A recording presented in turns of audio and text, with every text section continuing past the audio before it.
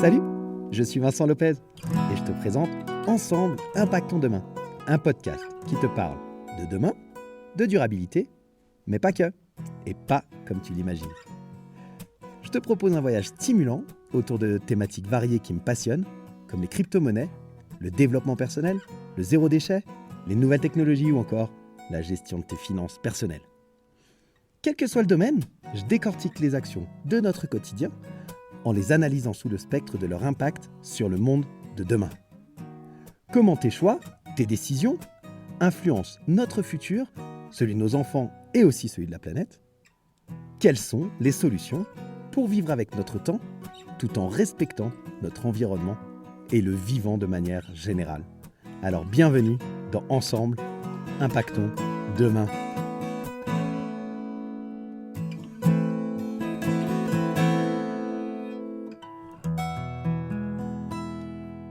Le métier de coach, c'est un métier de flemmard, je trouve. La meilleure manière de faire adhérer quelqu'un à une idée, c'est de lui montrer que sous une forme, il y a adhéré déjà avant et que ça vient de lui. C'est quand la dernière fois que tu as fait un truc pour la première fois? Salut la communauté des curieux intelligents. Comment ça va aujourd'hui?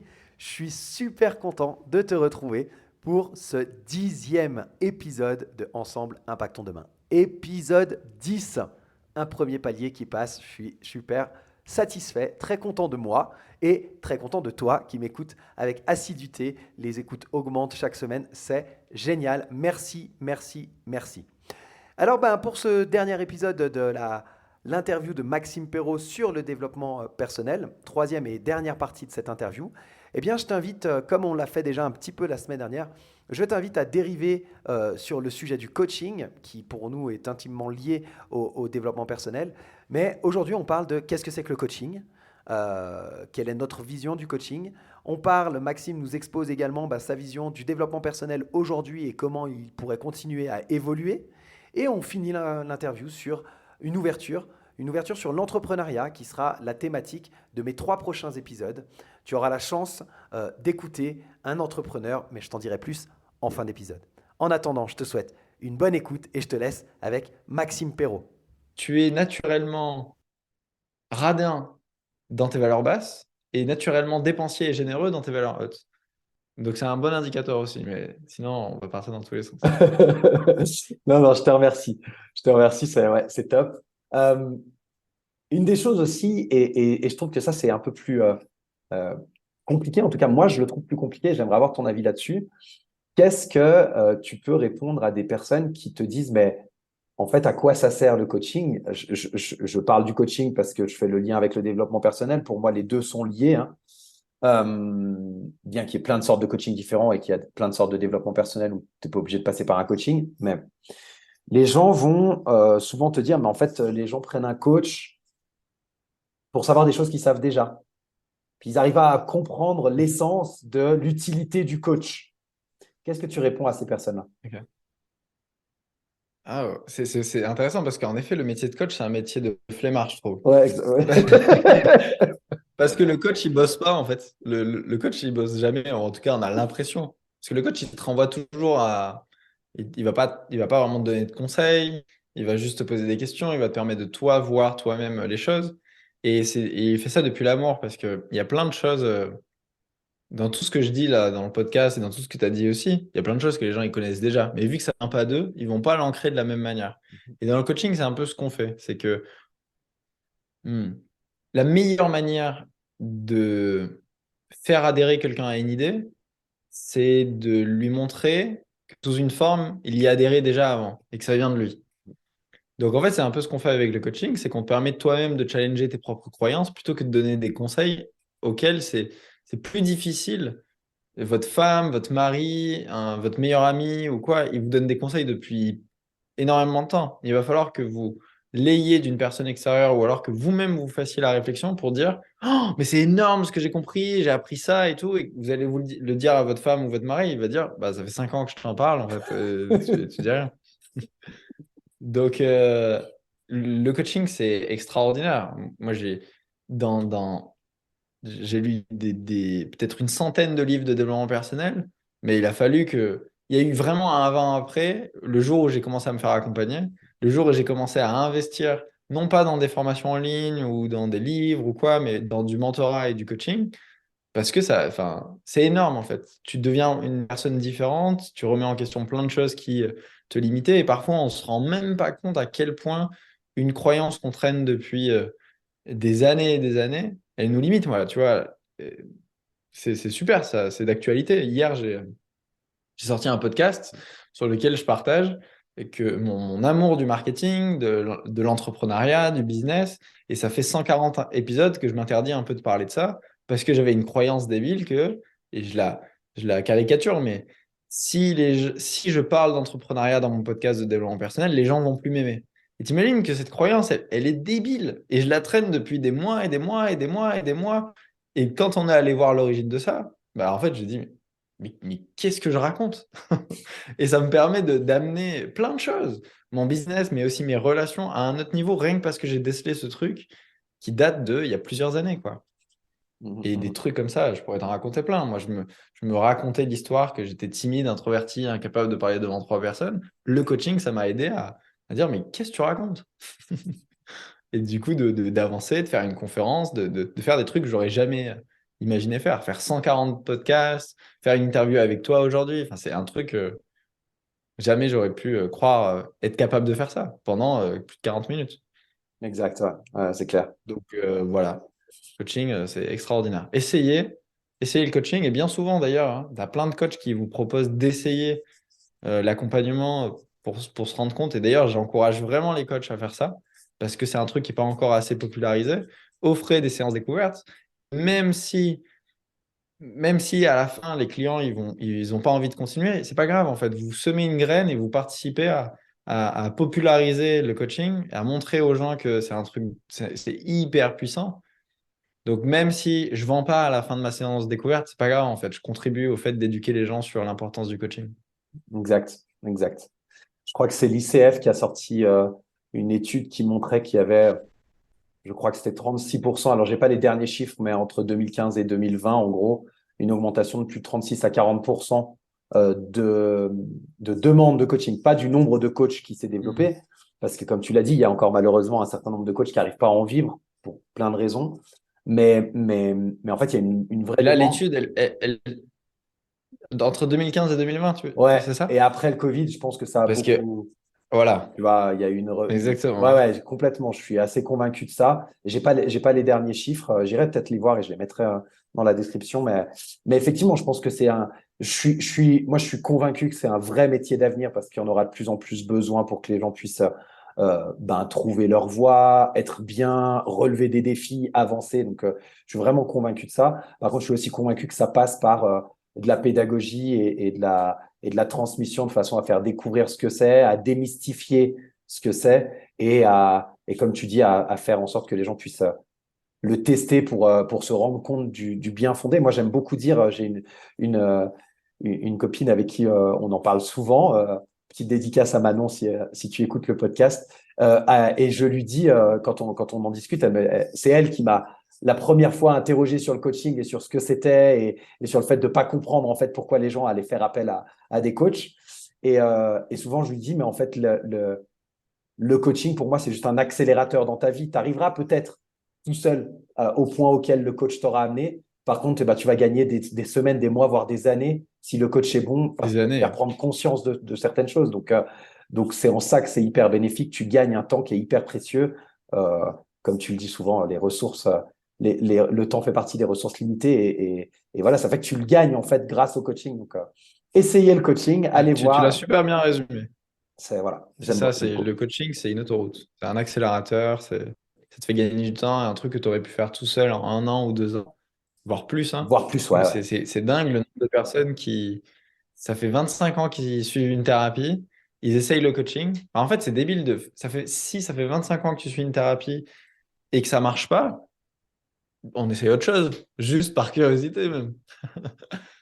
Et c'est pareil, si ça fait 25 ans que tu es dans le coaching et que ça marche pas, bah, essaye la thérapie ou autre chose. Donc en effet, c'est un accélérateur pour moi. C'est une autre manière d'avancer. Et ce que tu ferais tout seul en 2 mois, tu peux le faire en 1 mois avec un coaching. Complètement, ouais. Donc trop bien. Complètement, complètement. Écoute, je te remercie. La dernière question, tu as déjà un petit peu abordé le sujet parce que celle d'avant, c'était de savoir comment les gens qui étaient intéressés par le développement personnel pouvaient se connecter avec d'autres personnes qui partagent en fait cet intérêt. Tu as déjà répondu en partie. Est-ce que tu veux ajouter des choses sur ce sujet-là?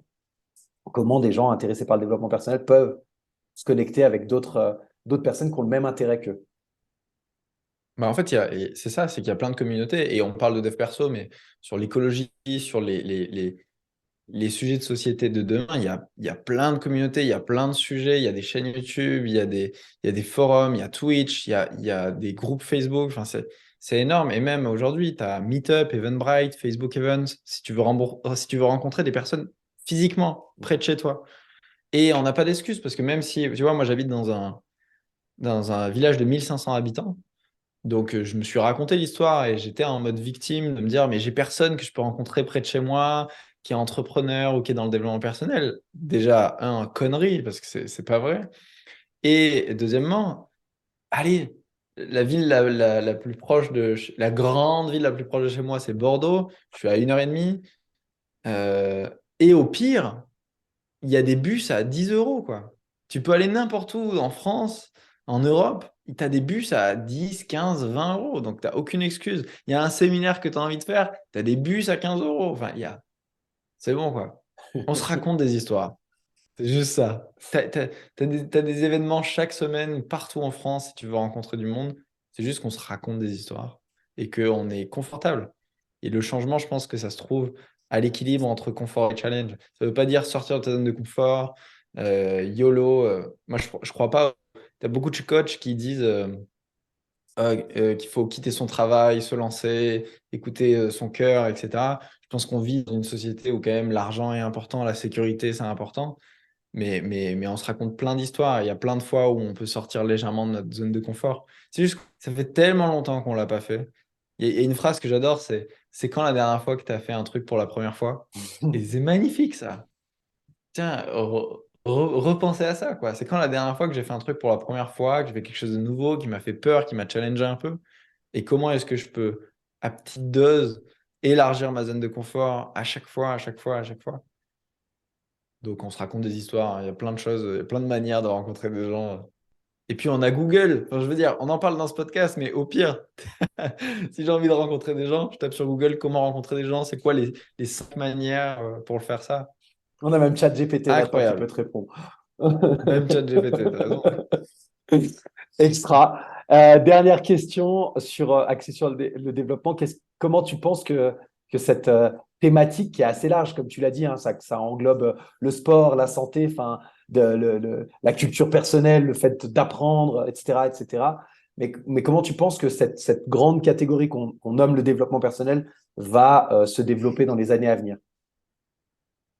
Ça, c'est déjà énorme, là. En fait, ça fait déjà partie du quotidien des gens, la manière d'éduquer nos enfants, elle a déjà évolué. Enfin, on l'apprend de plus en plus jeune et c'est énorme. Donc, je pense que ça va continuer sur cette phase.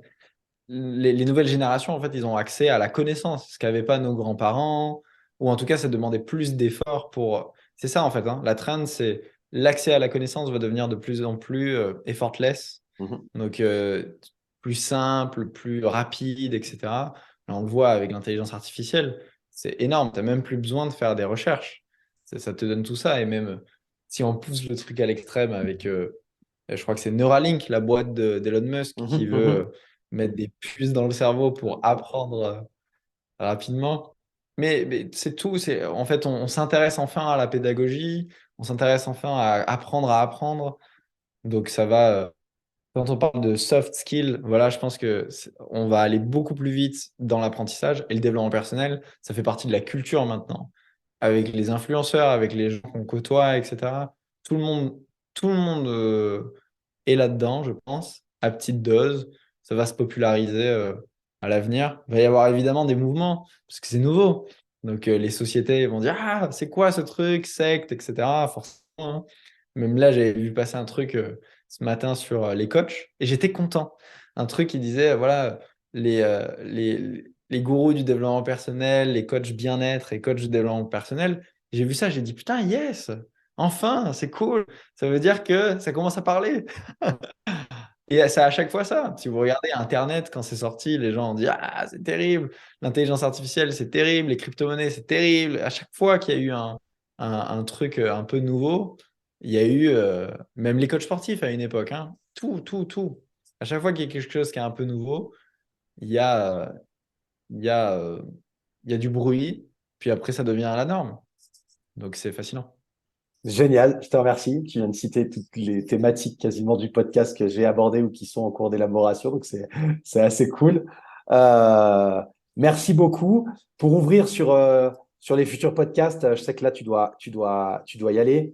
Ma dernière question, elle est c'est une question d'ouverture parce que les prochains épisodes seront avec l'interview d'un entrepreneur, mais tu es également entrepreneur. Tu as parlé de Coach Easy, dont je mettrai le lien. Euh, pour conclure cet épisode, qu'est-ce que tu penses de la place de l'entrepreneuriat dans le monde de demain? Bah, trop important. Je sais pas quoi te dire. Pour moi, et je pense que c'est une super démarche de développement personnel. Je pense que j'ai jamais autant appris que depuis que j'ai quitté l'école et lancé ma boîte. Parce que c'est incroyable le niveau de connaissances, d'apprentissage, de responsabilité, de tout ça. Hein. C'est une vraie démarche de développement personnel. Donc, ouais, l'entrepreneuriat, c'est une super école et j'encourage. Je pense on y arrive hein, d'ailleurs, hein, au fait qu'on va arriver à une nouvelle forme de job où 50% des gens seront entrepreneurs, 5% des gens seront salariés. Ça se voit. Hein. En fait, la population a plus envie de ça, moins envie d'être contraint par des horaires, on a envie de plus de liberté. Et même si l'entrepreneuriat, c'est des contraintes, c'est pas le paradis, pas du tout. Tu comptes pas tes heures, il y a plein d'inconvénients. C'est une forme de contrainte choisie et pas des contraintes imposées. Et j'ai l'impression que les gens veulent davantage ça. On pourrait parler de l'intelligence artificielle aussi, mais ça va pulvériser pour moi 50% des jobs actuels. Enfin, il y a plein de choses qui vont se passer et l'entrepreneuriat va.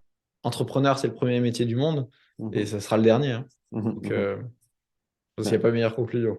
Ouais, c'est une très bonne conclusion. Je te remercie beaucoup, Maxime. Merci infiniment d'avoir participé au jeu de l'interview et d'avoir accepté mon Avec invitation. plaisir, c'était génial. J'ai vraiment pris beaucoup de plaisir, c'était trop bien. Eh ben, merci, mais c'est réciproque. J'espère que la communauté appréciera aussi le contenu. Et puis, je mets tous les liens dans les sources pour que les gens puissent te retrouver facilement. On te contacte plutôt sur Instagram ou Facebook avec ton groupe. Comment les gens peuvent te contacter s'ils le souhaitent? Plutôt Instagram, ouais, Maxime Perrault, P-E-2-R-U-D. Parfait. Ok, top. Eh ben, merci beaucoup. Je te souhaite une bonne suite de journée et je te dis à très vite.